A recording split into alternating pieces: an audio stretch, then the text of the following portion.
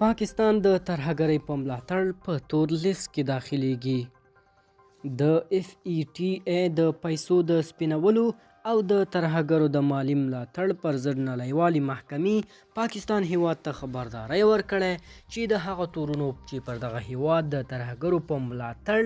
او د تورو پیسو په سپینولو تورنده باید تر 2 ورځو پورې محکمې ته خپل دلایل وړاندې کړي. د ترهګرۍ د ملاتړ او تورو پیسو د سپینولو له امله له ایران او شمالي کوریا وروسته پاکستان دریم هیواد دی چې د دې محکمې لخوا په تور لیست کې شاملیږي.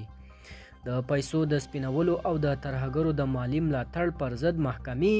د 2009 کال کې پاکستان د ترهګرو په ملاتړ په غړو لیست کې شامل کړ او د هیواد ته خبرداری ورکړ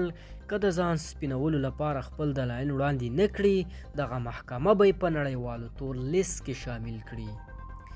خو د دغه محکمې لخوا د روان کال د فبرورۍ میاشتې کې له 21 تورونو څخه یوازې پاکستان 14 تورونو ته ځواب وایو چې بیا دغه محکمې د روان کال د دسمبر میاشتې له 14 نه تر 21 نیټې په مسلسلو ناستو کې د دې محکمې چارواکو پریکړه وکړه چې پاکستان لا هم په خړ لیست کې پرېږدي. که څه هم په پاکستان کې د دې کمیسیون په جوړېدو سختې ناندرۍ او جنجالونه رامنځته شول، خو د پوځ په مداخلې دغه جنجالونو ته د پای ټکی کېښودل شو او له ګڼو ګوندونو څخه یو مشترک کمیسیون جوړ شو. باید وویل شي چې پاکستان تیره میاشت په نمایشي ډول اعلان وکړ چې د افغاني طالبانو په ګډون یې په 21 ترهګرو ډلو بندیزونه لګولي، خو عملاً په پاکستان کې په زرګونو ترهګر اوسیږي. په تیره بیا